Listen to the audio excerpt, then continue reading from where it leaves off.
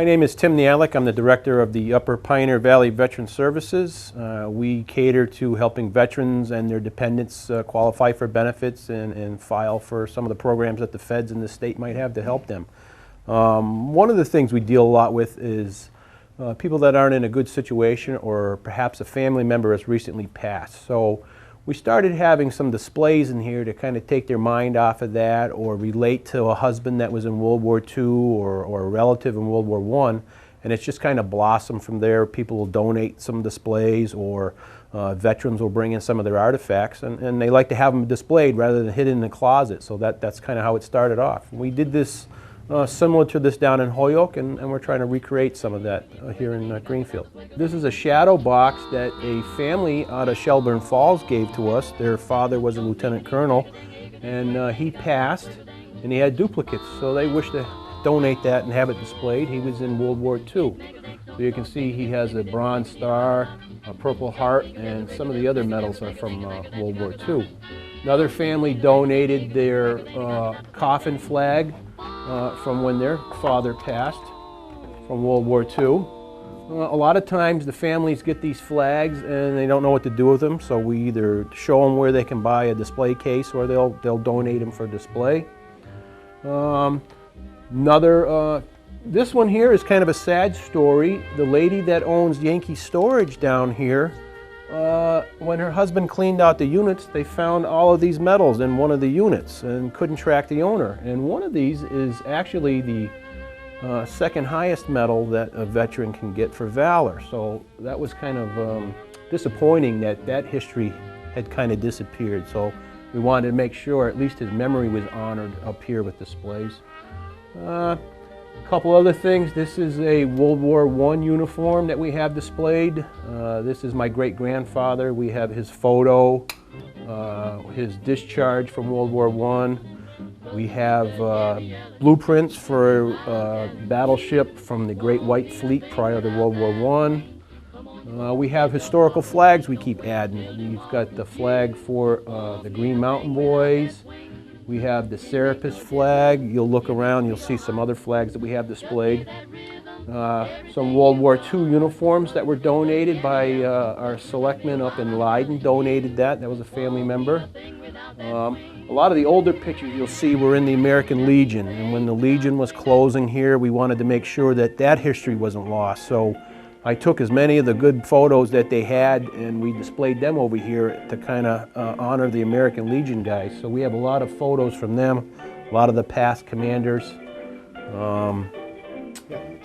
Sure, and you'll see stuff continually changes in here. Guys come in and they say, hey, I got something like that in the garage, and they'll bring it in and we'll donate it. And a lot of it is tied into the Greenfield area history, whether it was World War II or World War I guys going off the war, or guys out of Montague. This ship over here was a gentleman in Montague brought that over. So that's basically what we're trying to do, is make sure the families can come in and see some of the stuff that was happening during those time periods, and we just don't want it to be lost to history. We try to tie in, you know, the veterans that went through World War I, World War II, on up to now, they faced a lot of the same struggles. So they came home, either they weren't employed, or they came home with maybe some PTSD or battle scars that they had, or they had family issues because they were gone away. So we try to show our younger veterans that, you know, you're not going through something unique. It doesn't make you a bad person if you're having some issues or some struggles, and try to help them relate to guys. You know, it's almost like a peer thing. You know, if you can talk to a guy from Korea or Vietnam, he's going to tell the young guys or the young women, yeah, we face the same kind of struggles, different era, but a lot of the same struggles. So we try to tie that in too for the veterans as they come through here. The things that a veteran like myself or any of the veterans on my staff that really goes a long way is, if you know somebody's a veteran, just thank them. Just thank them for their service. A lot of these veterans aren't looking for handouts. They just like a little recognition, and it doesn't have to be a parade. It doesn't have to be, you know, a ceremony. It's just, hey, you know, I understand you were in the service. You know, thanks for your service, and that goes a long way for these guys. Obviously, our programs here that we have to administer these programs through the feds and through the state, there are a lot of programs out there for the help of the veterans. A lot more than was available for veterans from earlier eras, especially our Vietnam era. Some of the stuff we're relearning that the post-Vietnam advocates went through. We're relearning it, but we're building on what they learned. So there's programs now to cover almost every aspect of a veteran's service time, whether it's education, housing, employment, help with overdue bills, help with the colleges. Veterans that are disabled, obviously, there's compensation programs for them. There is a ton of programs for homeless veterans out there. So again, maybe people should just be aware of those programs, where to refer a veteran to. Every town has a VSO like us. Every town in Massachusetts has that. And just be aware of, be selective with their donations. There are a lot of things out there that are scams. So, you know, if there's a question about a donation or somebody calls you, you can give us a call and we can help, because our organization vets some of those donation people so that you make sure it's going to the right thing and the money is getting to the veteran, not going to an organization. This is the Civil War section of our museum here at the VA office in Greenfield. And I've entitled it the Sergeant George Washington Aldrich Civil War and Grand Army of the Republic Museum. My great-great-grandfather was in the 1st Mass Cavalry and was General Meade's cavalry guard the 3rd day at Gettysburg, and later was wounded at the Battle of Aldie. So I was lucky enough to contact the National Archives, and they sent me copies of his complete service record from the time he went into the service until he died, his pension, his death certificate. And this is, I was lucky enough from a relative to get a picture of, that's Grandpa Georgie and Grandma Martha, and their homestead, the Aldrich homestead, was located in Enfield, Mass, which is now under the Quabbin Reservoir. So I was very lucky to get that. Our director is a master woodcrafter, and he specially built this case for me when I had asked him about, to all the other pieces we have from all the other wars, to do a Civil War one. And I would bring in my whole collection and I would donate it to the museum. This I received from the National Archives, and this is a picture of the Company G of the 1st Mass Cavalry. So I call him Grandpa Georgie, even though he was my great-great-grandfather. He's in there somewhere. When I went to Gettysburg, this is General Meade's headquarters, where he was his cavalry guard, and got him out of there the 3rd day when the Confederates were overshooting. And it contains the original furniture. It's a wonderful spot. That's his grave in West Springfield. This is the 1st Mass Cavalry monument on the battlefield of Gettysburg. My letter from the National Archives. And then this is all from the time he entered until the time he got out. He was wounded at the Battle of Aldie, where he took a Confederate bullet, then transferred to the Invalid Corps, which was a branch of the service where veterans still could serve their country, but they were in too bad a shape to actually fire a gun or go into battle or ride a horse. So he was part of the Invalid Corps after the Battle of Aldie, where he was wounded. And he was stationed at the Washington Arsenal, which he was there for the hanging of Lincoln's conspirators. He was one of the guards at that time, which was pretty important.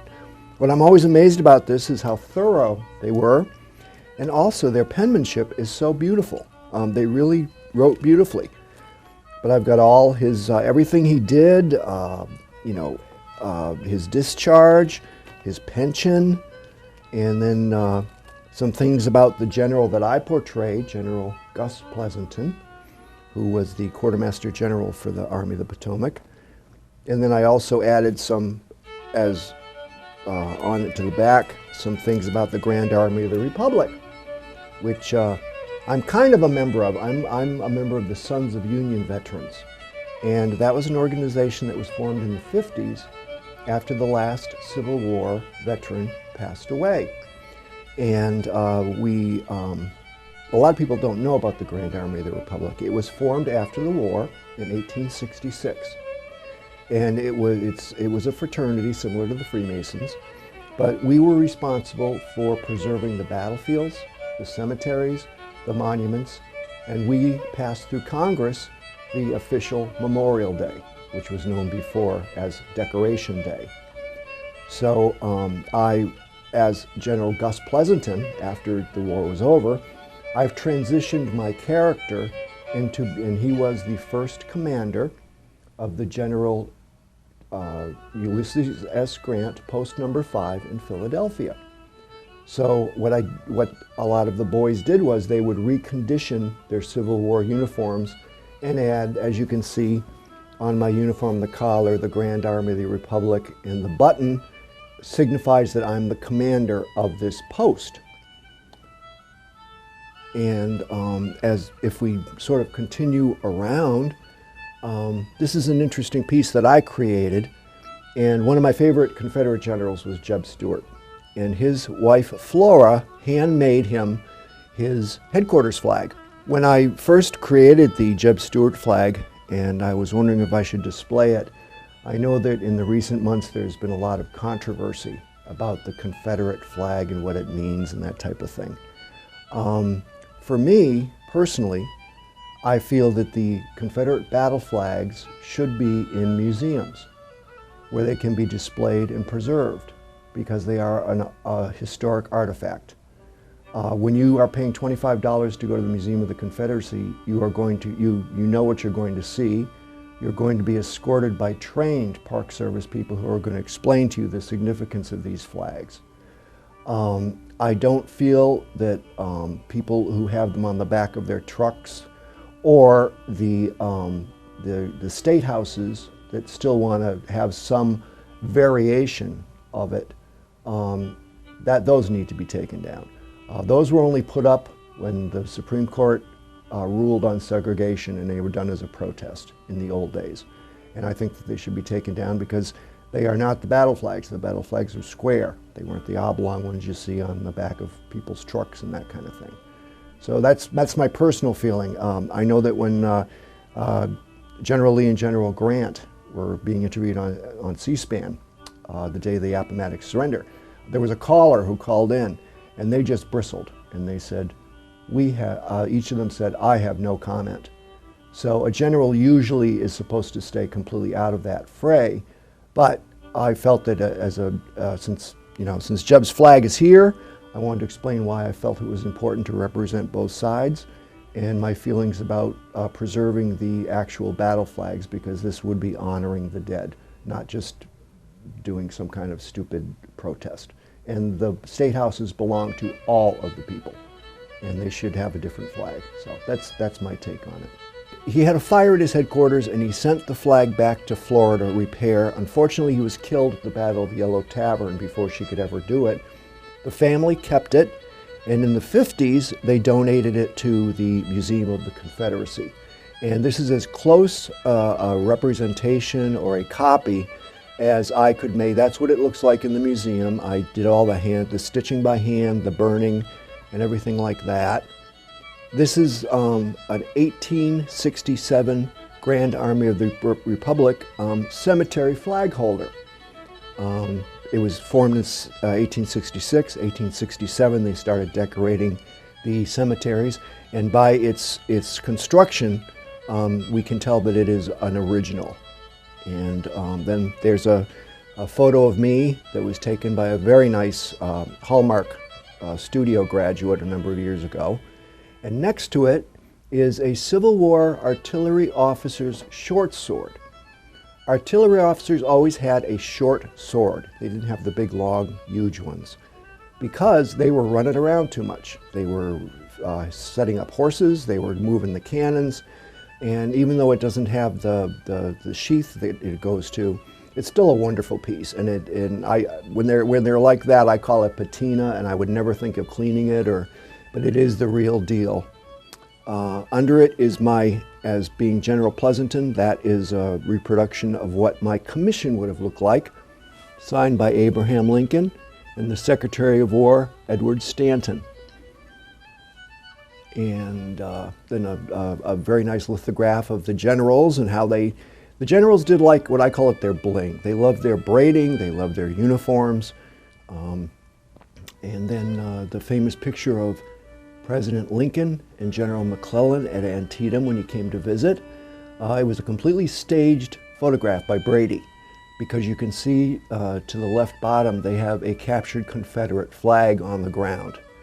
Unfortunately, Lincoln and McClellan hated each other, but for the public they had to do a unified type front and act friendly and everything. But he was very happy when Grant finally stepped up and took over, and McClellan could be not really fired, sort of retired is a more polite way of saying it. The next piece in the collection that's kind of interesting is what is known as the conductor's hat. And the boys would, this dates from 1888, and it's a Masonic Knights Templar hat. But a lot of many of the Grand Army of the Republic boys were Masons. So they would reuse a lot of their Masonic regalia for their parade regalia.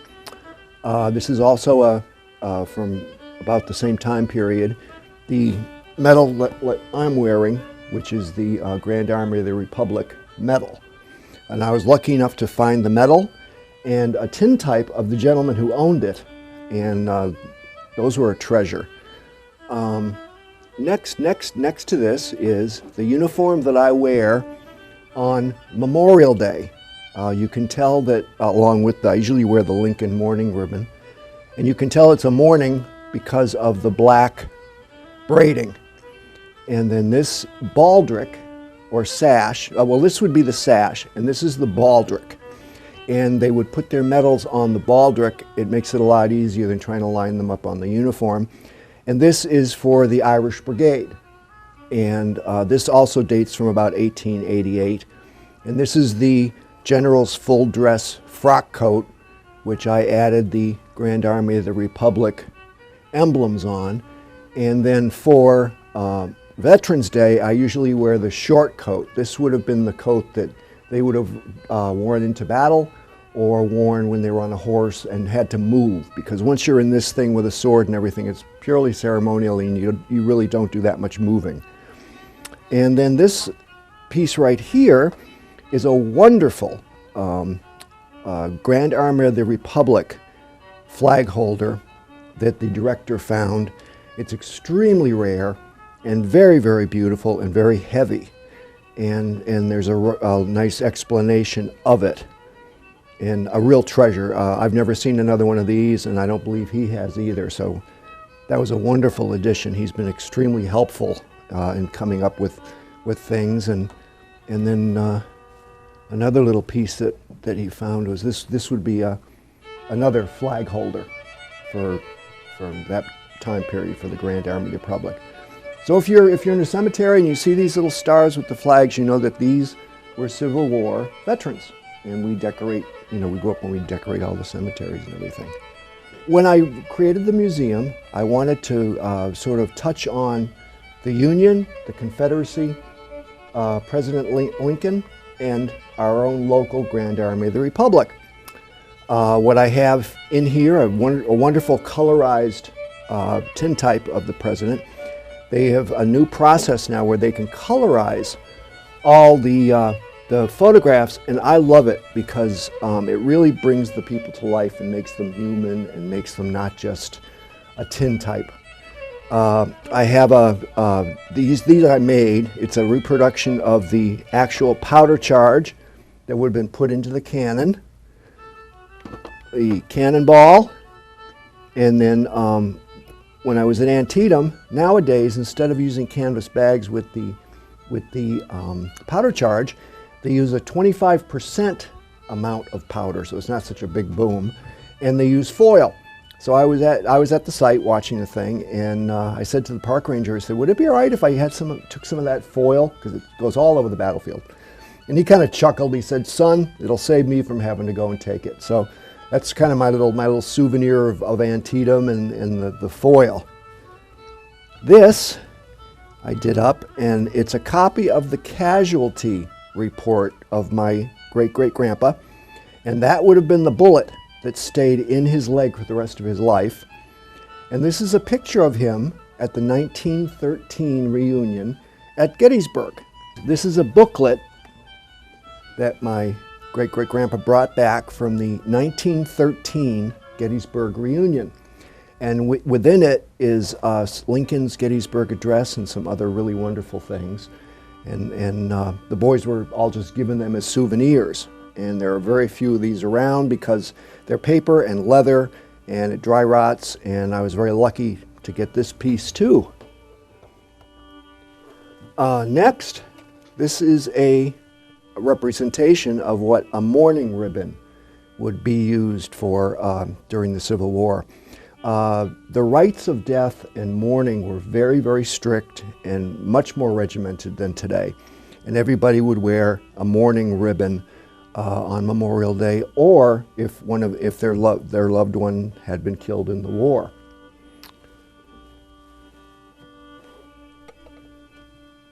This is a piece of the witness tree that was one of the last trees that were standing after the battle. Representation of it, and it was what is the mulberry tree. It was a mulberry tree, so there was a mulberry tree on the Pry House grounds, and I picked a piece of it up and kind of did the impression that this was a piece from there, which is wonderful for school kids. This is a copy of the surrender terms when General Lee and General Grant met at Appomattox Courthouse.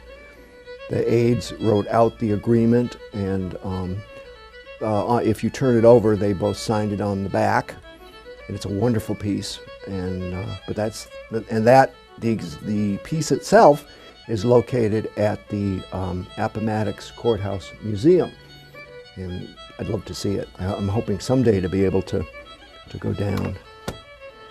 This is a 1910 postcard of the monument, the Civil War monument that everybody knows from downtown Greenfield. What's interesting about it is the fact that there are only 2 monuments in the country that have eagles atop them. Usually when you see a Civil War monument, it's got a soldier on it. The other one's in Michigan. Another kind of secret is the fact that Freemasonry, some of the ritual and some of the folklore on it is based on King Solomon's temple. And King Solomon's temple had 2 pillars on either side. And this is a Masonic pillar.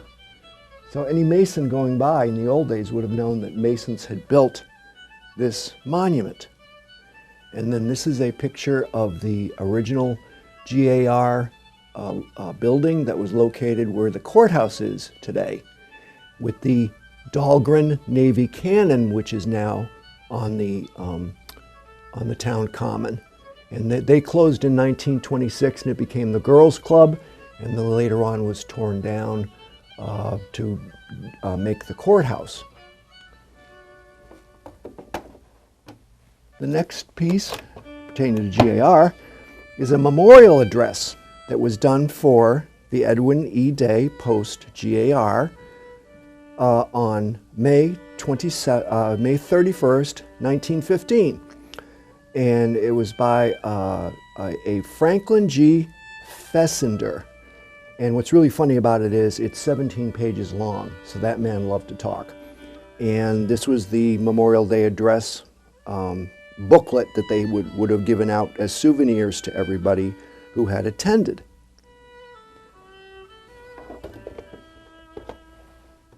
The next GAR piece is a wonderful tintype of a Greenfield GAR parade, Veterans Day in 1905. And it's a very cool shot. And I call them my old duffers, all the old GAR fellas, my old duffers. So that's a wonderful piece. And you never know when you go out, you never know what you're going to find or when you're going to find it or that type of thing.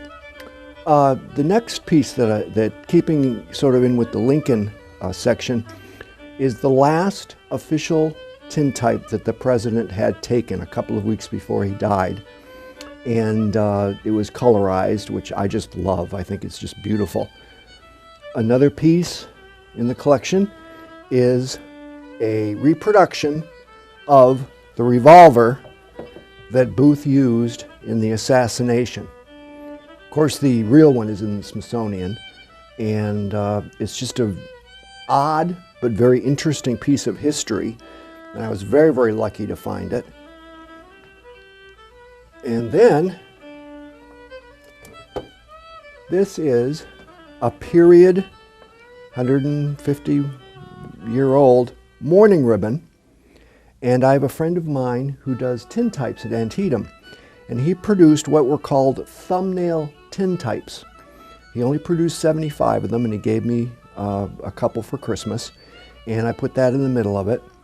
They would have saved flowers and dried them, and so that would be a representation of perhaps a lady was at the funeral and laid some flowers and then wanted to keep them. In the Museum of the Confederacy is the last orders that General Lee sent to his men, and about, thanking them for their service and that type of thing.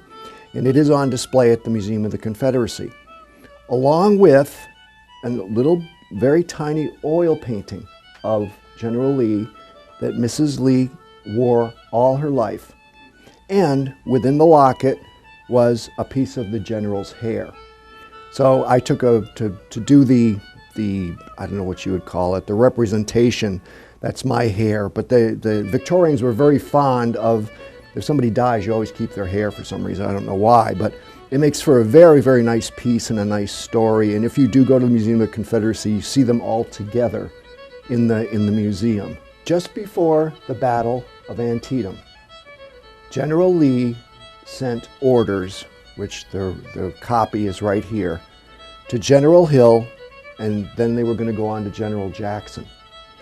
Well, his courier took the orders, wrapped them in cigars, put them in his boot, and when he was riding to go to General Hill, they dropped out of his boot.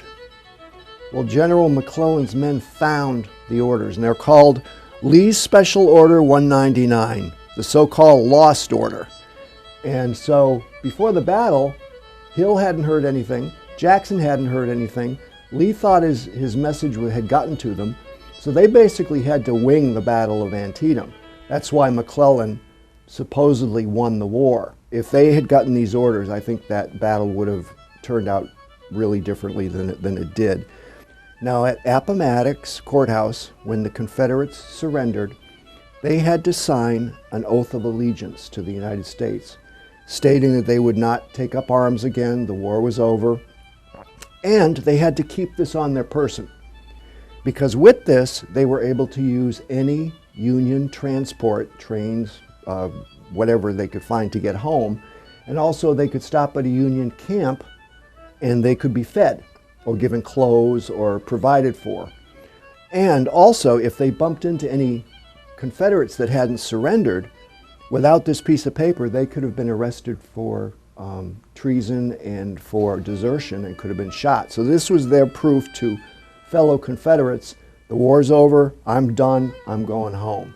And I always wear this when I do an event or something, I'll always have this in my pocket. And if I'm dressed as a Confederate, because I do Union and Confederate, so that the Union general in charge can't arrest me.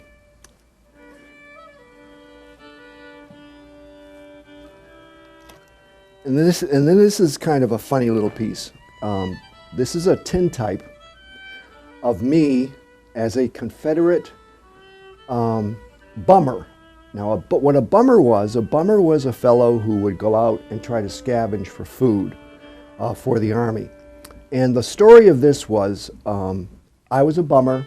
I had stolen General McClellan's chicken, and they shot me.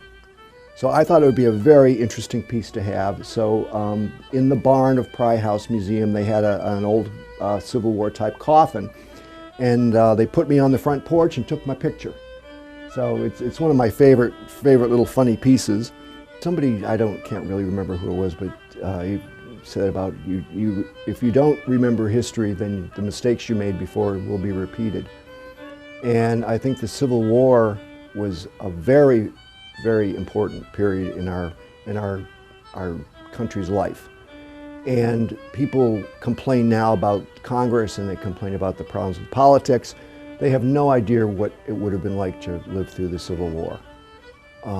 And also, we're very lucky that the director of this office is also very interested in the history, very interested in the uniforms, as you'll see in the next section. And we share a love of preserving these things, especially for the kids, because today a lot of people don't even really know that much about Vietnam. And by having this office in Greenfield, I personally have seen them help so many veterans that need either financial or any other kind of aid, and it's a wonderful crew that works here. And it's just a real good thing to have it here in Greenfield. And I just think it's very important to honor these people because they were ready to lay their lives down. Many of them did lay their lives down. And I know personally, I mean, I enjoy the Civil War, I enjoy portraying a Civil War general, but I think I would be terrified in those times to go into war. And the people that are doing it today are fighting a whole different type of war.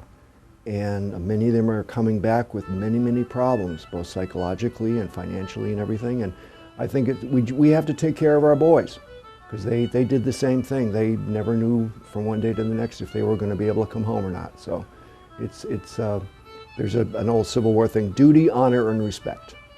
And anything I can do for them or anything I can do for this office, I'm always happy to do anything I can.